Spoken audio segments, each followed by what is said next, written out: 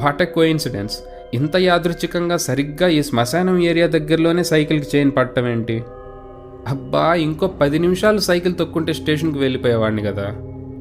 But పర్లేదులే, ఇంకా ఎలాగో 30 నిమిషాలు ఉంది. నేను సైకిల్ ఆపి చైన్ వేస్తూ ఉంటే సరిగ్గా అప్పుడే నా పక్కనే ఎవరో ఒక చిన్న రాయి విసిరినట్లు అలికిడి వినిపించింది. కానీ మొబైల్ టార్చ్ ఆన్ చేసి చూస్తే మాత్రం అక్కడ ఏమీ లేదు. అలా నేను చైన్ సెట్ చేస్తూ ఉంటే నా చుట్టూ ఎవరో కదులుతున్నట్లు, నా వెనక ఎవరో తిరుగుతున్నట్లు చిన్న చిన్న శబ్దాలు వినిపిస్తూ ఉన్నాయి. మేబీ ఈ ప్రదేశం చాలా నిర్మానుషంగా ఉండటం వల్ల ఏదైనా చిన్న చప్పుడు వినిపించినా ఏదో పెద్ద అలికిడి వినిపించినట్లు భయం క్రియేట్ చేస్తుంది.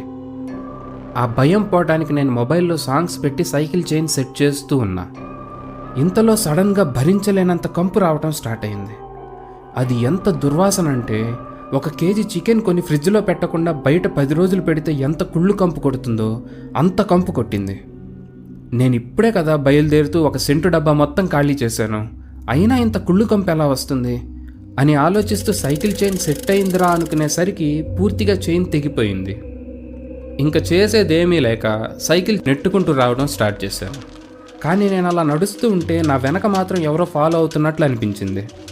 నేను ఎలాగైతే అడుగులు వేస్తూ వస్తున్నానో ఎగ్జాక్ట్గా నా అడుగులకి ఒక ఎకోలాగా వెనక కూడా ఎవరో నడుస్తూ వస్తున్నట్లు అనిపించింది. నేను ఆ శ్మశానం దాటి కిలోమీటర్ నడిచినా ఆ కంపు మాత్రం నాతో పాటు ఫాలో అవుతూనే ఉండింది. నేను ఎన్నిసార్లు వెనక్కి తిరిగి చూసినా నా వెనక ఎవ్వరూ కనిపించలేదు. నా ఫ్రెండ్ కలీంకి కూడా ఒకసారి ఇలాంటి అనుభవం జరిగిందని చెప్పాడు. ఇలాగే వాడికి కూడా ఒకసారి రాత్రి ఒంటరిగా వస్తున్నప్పుడు వెనక ఎవరో ఫాలో అవుతున్న ఫీలింగ్ వచ్చిందని, అప్పుడు వాడు దమ్ముంటే నా వెనక కాదు ముందుకు రా అని చెప్తే ఆగిపోయిందని చెప్పాడు. ఒకవేళ దెయ్యమైనా జస్ట్ మనకు తెలియని మనలోని భయమైనా అలా ధైర్యంగా ఒకసారి బయటికి చెప్తే పోద్దని వాళ్ళ నాన్న వాడికి చెప్పాడంట. అలా నా వెనకాలే ఈ నడక శబ్దం, చెప్పలేని దుర్గంధం ఆల్మోస్ట్ 2 కిలోమీటర్ల నుంచి నన్ను ఫాలో అవుతుండేసరికి నేను కూడా నా ఫ్రెండ్లాగే ధైర్యం చేసి దమ్ముంటే నా వెనక కాదు నా ముందుకు రా అని పెద్దగా చెప్పాను. నేను అలా చెప్పానో లేదో వెంటనే నా వెనక ఆ అడుగుల శబ్దం ఆగిపోయింది, ఆ దుర్గంధం కూడా పోయింది.